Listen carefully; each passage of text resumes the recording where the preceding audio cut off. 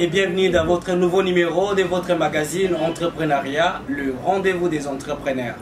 Très chers entrepreneurs d'ici et d'ailleurs, aujourd'hui c'est un plaisir pour nous de recevoir un nouveau entrepreneur parmi nous aujourd'hui, avec qui nous allons échanger pour un thème profil d'un entrepreneur. Pour ce faire, je reçois dans ce studio avec moi pour nos téléspectateurs et puis nos auditeurs, mais c'est Jacques Kaboy à qui j'ai dit bonjour. Okay. Ici, je ne suis pas seul comme d'hab, je suis avec Regan Chindano. Je vous rappelle que nous sommes avec messieurs Kaboy Jacques, que nous allons échanger avec lui. C'est un entrepreneur, il nous dira s'il est entrepreneur dans quel domaine. Mais c'est Jacques Kaboy, votre portrait s'il vous plaît pour nos auditeurs. Ok, merci, c'est monsieur Jacques Kampoy. Voilà. Ok. D'accord, je suis Jacques Kampoy, je suis congolais, des pères et des mères. Je suis coach en développement personnel et entrepreneur. Je suis créateur des Sunrise Multi-Service Facilitation, qui est une entreprise d'assainissement et de réhabilitation des bâtiments. Quand nous avions commencé avec Sunrise, on a commencé dans des conditions un peu pas trop faciles. Alors, après avoir évolué avec Sunrise, on a décidé de créer Sunrise Group Opportunity, qui est ce que la structure que je représente souvent. Sunrise Group Opportunity, qui est simplement une structure ou une plateforme éducationnelle de formation et d'accompagnement professionnel. Donc basée sur le développement personnel, l'entrepreneuriat, la création d'entreprises, et nous offrons aussi des opportunités, certaines opportunités, surtout dans l'entrepreneuriat, comment aider les gens à entreprendre en allant des pas d'argent ou des peu d'argent à créer sa propre structure. Donc en bref, c'est ce que je suis. Très chers auditeurs, très chers téléspectateurs, nous sommes dans notre domaine entrepreneurial que nous avons reçu M. Jacques Kampoy, comme il vient de nous préciser, Regan Chindano. Ok, M. Jacques Kampoy, encore une fois de plus, bonjour. Bonjour. Et j'ai dit également bonjour et bonsoir à nos auditeurs, ceux qui nous suivent le soir, évidemment. Donc, Jacques Kampoy, vous dites, vous êtes un coach et l'entreprise dans laquelle vous évoluez, c'est Sunrise. Sunrise Group Opportunity. Alors, pourquoi seulement Sunrise? Donc, il y a une tendance actuellement de nommer les entreprises en anglais. Donc, des anglophones. Des anglophones, donc Sunrise. Alors, pour nos auditeurs et pour nos téléspectateurs qui vont nous suivre sur la chaîne YouTube, qu'est-ce que pour nos youtubeurs, qu'est-ce que vous voulez dire? Ok, d'accord. Sunrise signifie lever du soleil. Oui.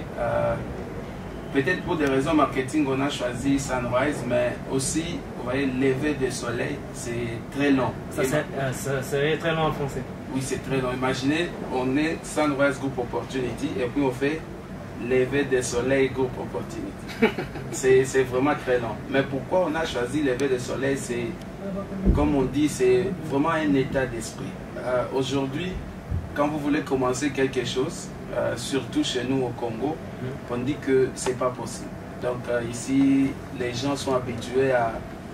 Ils vont à l'école, après l'école, ils cherchent un emploi et c'est comme ça. Alors quand vous voulez commencer votre entreprise, vous voulez faire quelque chose, beaucoup de gens vous diront c'est pas possible, tu n'as pas assez d'argent, il faut chercher de l'argent et tout ça.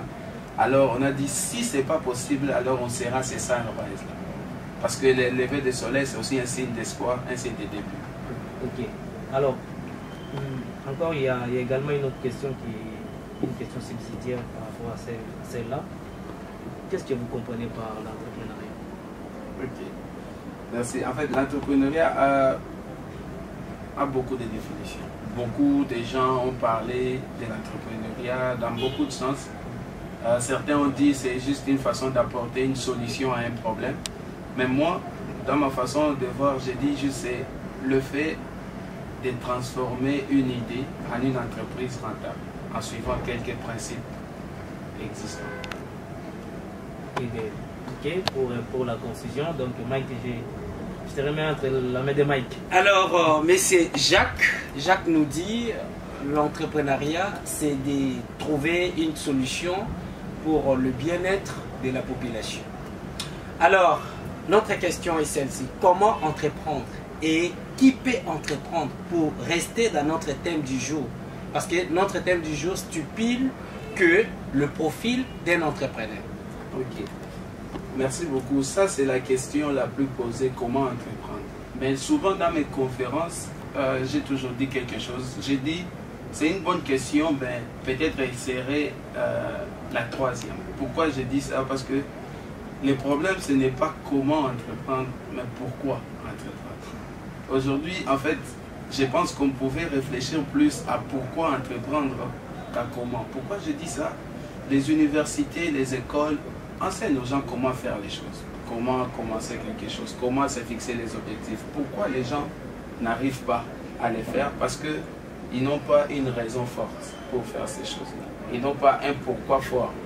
Aujourd'hui, le monde, c'est un monde d'information. Ce n'est plus le monde basé sur l'industrialisation comme dans les années 80. Aujourd'hui, c'est celui qui a plus d'informations, qui a beaucoup plus d'argent.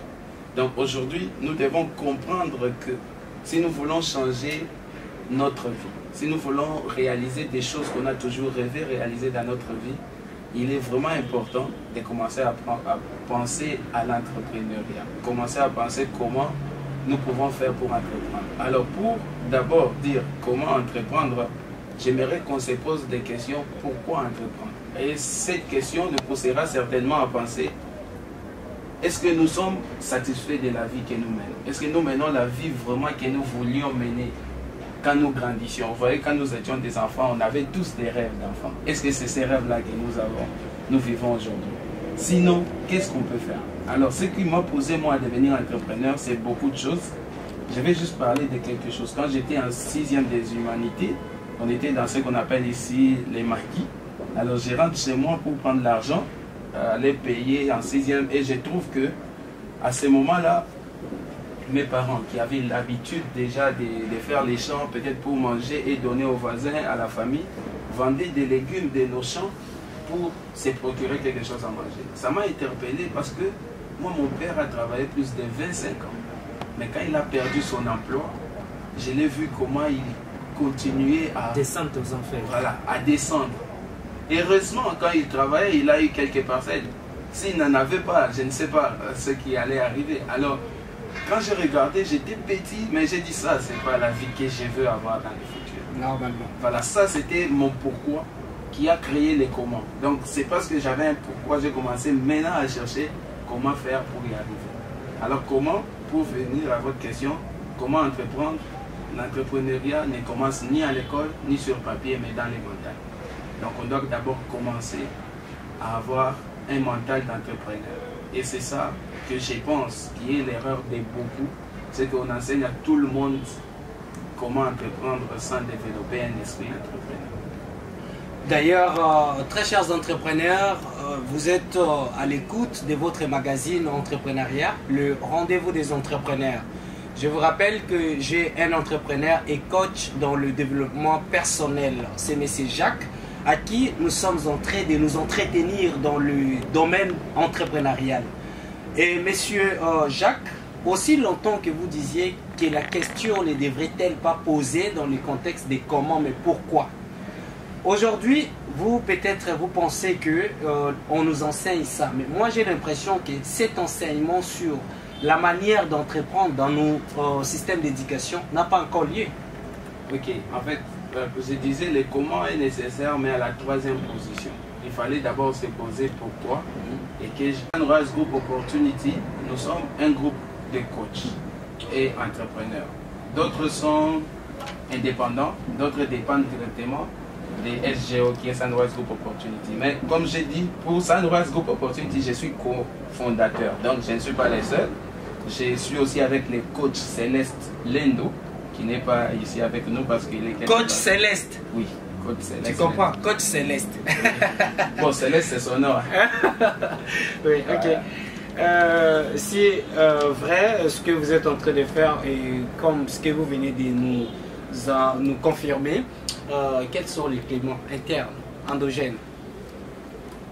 Entre vous et vos collaborateurs, l'ambiance. Ok. L'ambiance est vraiment très bien. Parce que, comme je disais, quand on connaît sa propre valeur, on doit aussi connaître la valeur des autres. Donc on doit comprendre que personne ne peut aller loin dans sa vie sans être avec les autres. Donc on ne peut jamais aller loin si on est toujours seul. Parfois les idées sont les fruits de la solitude, mais la réalisation demande un coup. Regan Chenano. Ok, monsieur Jacques Campoy, Mike ne fait que massacrer ton nom. Vraiment. Jacques Campoy, alors, moi, je ne voudrais pas entrer dans son cas. Alors, certainement, il y a eu des difficultés dans vos débuts. Et aujourd'hui, donner l'apparence d'une réussite, je pense. Et comment avez-vous contourné toutes ces difficultés-là? Parce que certainement, il y en avait et il y en aura encore. Mais comment, du début et de l'état actuel où vous êtes, comment avez-vous contourné les difficultés? Aussi longtemps que nous savons l'environnement dans lequel vous évoluez n'est pas tellement facile. Et comment avez-vous contourné toutes ces difficultés? Qui ont eu à avoir beaucoup de difficultés. Je veux donner peut-être un exemple d'abord lié à la mentalité des Congolais. Nous avions un jour organisé une conférence. On n'a pas de sponsors, on n'a pas de soutien. On organise notre propre conférence, on loue une salle à Bessiso et tout est payé et tout ça. Une très belle conférence sur l'entrepreneuriat. On avait même un partenaire, un Américain qui était venu, un entrepreneur ici, pour enseigner comment se fixer les objectifs. C'était vraiment une conférence. On a fait des publicités en ligne et tout ça. On pensait avoir au moins 100 personnes. Et les jours de l'activité, il n'y avait pas plus de 10 personnes. Les gens qui nous ont écrit dépassaient 500 personnes. Mais il n'y avait même pas 10 personnes. Alors, quand vous êtes dans une salle comme ça, vous êtes organisateur, qu'est-ce que vous vous dites? On annule, nous on continue. Mais j'ai réuni mon équipe, j'ai dit on va parler avec la même passion, même s'il y a une personne. Parce que personne ne vaut un. Chaque personne a des milliers de gens derrière lui. Et ces genres de choses d'abord sont arrivées. Et parfois, vous voyez, quand vous voulez faire quelque chose, il y a toujours des gens qui vous disent non, ça, les choses de développement personnel et toutes ces formations-là, ça ne marche pas ici. Qu'est-ce que toi tu as fait? Même si tu essayes de dire tout ça, ça bloque. Je ne suis pas trop les genres de personnes qui attaquent les gouvernements, les systèmes et tout. C'est trop compliqué avec les systèmes quand ça se passe sur le terrain. Mais je ne veux pas trop m'apitoyer sur ça. Certes, il y a toujours ce genre de choses. Il y a vraiment ce genre de choses. Beaucoup de gens, vous voyez, au Congo, on pense que avoir de l'argent, par exemple, c'est rouler carrosse. Alors, il y a quelqu'un comme moi, je pense un tout petit peu différemment. Je peux avoir beaucoup d'argent. Peut-être ce que j'ai peut-être à pied. Et tu veux lui dire d'entreprendre.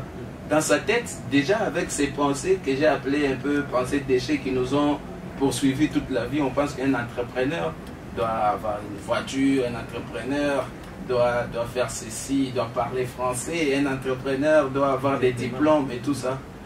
Ces choses, c'est trop difficile. Et il y a eu des moqueries et tout ça. Mais certes, ce qui a changé et ce qui change les choses, c'est ce que j'ai dit au début, c'est savoir pourquoi on fait ça. Et avoir l'amour. Voilà. Parce que je sais pourquoi j'ai fait ce que j'ai fait. Je vous assure, aucun coup ne peut me garder par terre. Ne peut t'atteindre. Ça peut m'atteindre, mais ça ne me gardera pas par terre. Ok, on comprend.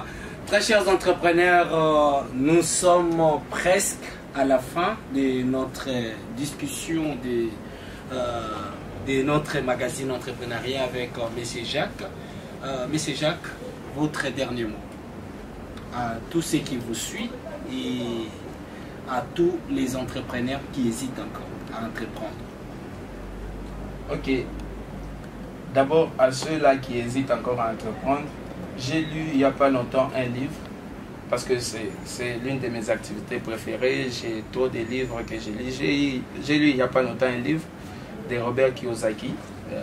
C'est un entrepreneur américain qui a dit que la plus grosse erreur que beaucoup d'investisseurs et d'entrepreneurs ont commise est de commencer en retard. Beaucoup se disent, j'aurais dû commencer bien avant.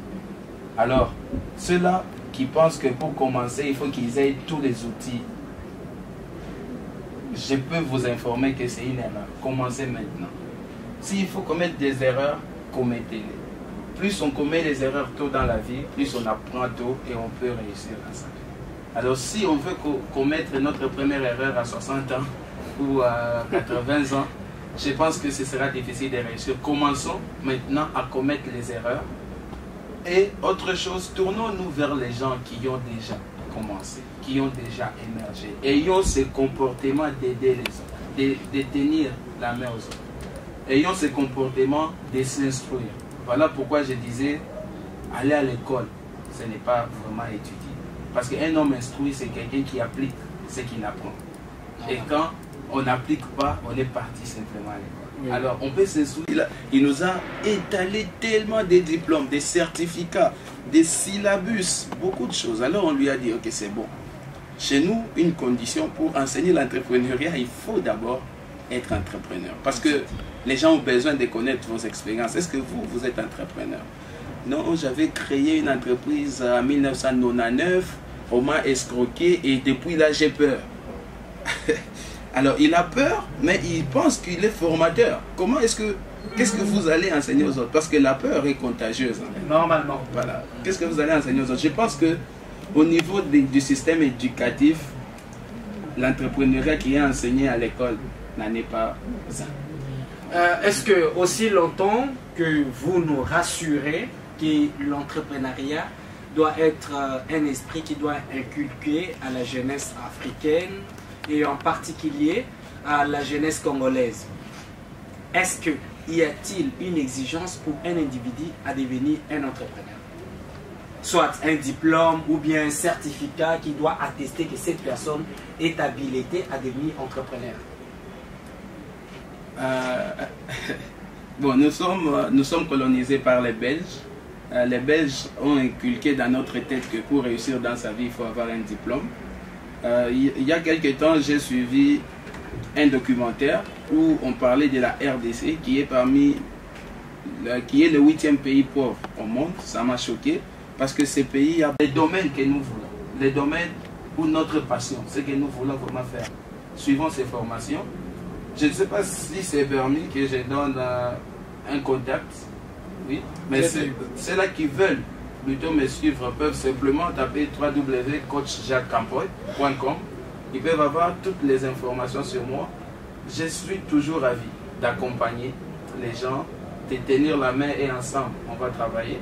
Et parce que je sais qu'on peut changer les choses, ça c'est sûr. Tout le monde rêve d'aller aux États-Unis, beaucoup de gens. Mais vous savez que les États-Unis est les fruits des petites et moyennes entreprises. Ce sont ces gens-là qui ont changé les États-Unis. Un de leurs présidents disait, ne demandez pas ce que vous allez faire pour ces pays. Oui, demandez plutôt ce que... Ne demandez pas plutôt ce que le pays va faire pour toi, demandez plutôt ce que vous ferez pour ce pays. Et cette phrase a changé les choses. Aujourd'hui, tout le monde au Congo attend quand les gouvernements sortent. C'est bien parce qu'on doit aussi s'intéresser à la politique, mais ça me fait rire quand je croise des gens, mon cher, fais ceci, fais cela, j'ai envie de faire ça, de juste cette formation. Mais mon cher, avec ces histoires du gouvernement, l'argent ne circule pas. Donc tout le monde pense que c'est le gouvernement qui fera que l'argent circule. C'est comme s'il travaille à la primature. C'est ce que j'ai lu également dans un livre. L'auteur a parlé de l'exquisite. Voilà. Dans le livre de la magie des vagues. Voilà. Donc, on est tous des excuses. D'autres parlent de la loi de la procrastination. Voilà.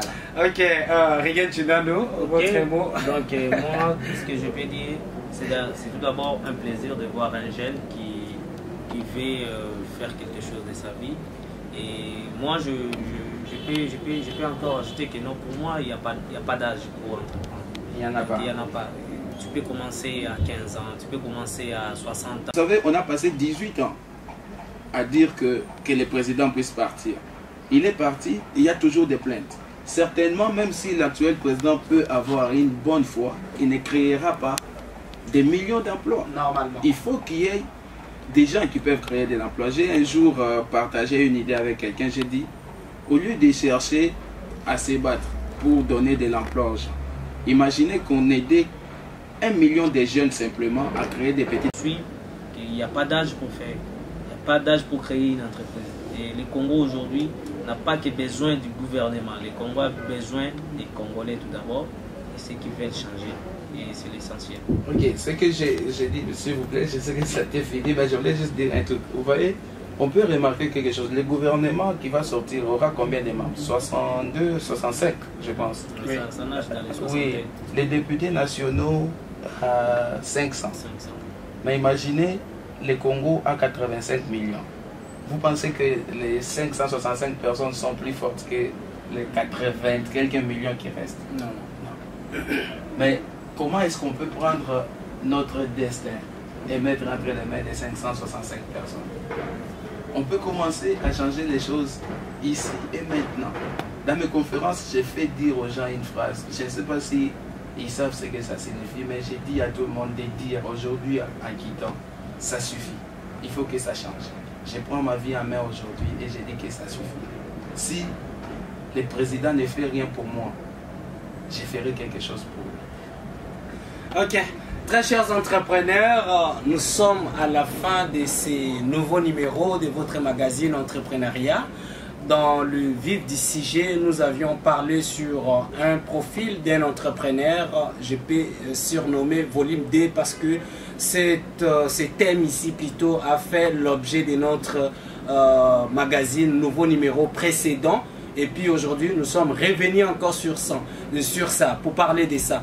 Vous êtes jeune, vous êtes ambitieux, entrepreneur, étudiant, votre rendez-vous entrepreneurial est toujours là pour qu'on puisse échanger, afin que vous puissiez prendre aussi l'exemple de ceux qui ont entrepris pour faire votre cheval des batailles de demain. Et quant à moi, je vous dirai au revoir déjà, nous sommes à la fin comme je l'ai dit. J'avais réussi avec moi dans ce studio, monsieur Jacques Campoy, c'est ça, je n'ai pas encore massacré, Jacques Campoy, et puis mon compagnon de tous les jours, c'est monsieur Rigen Chindano. Mike Pakoto était à la présentation pour ceux qui nous suivront à la radio. Suivez votre magazine Entrepreneuriat chaque dimanche à 20h juste sur Radio Liberté de Kinshasa, notre chaîne partenaire. Quant à moi, je vous dis au revoir et à la prochaine occasion. Bye!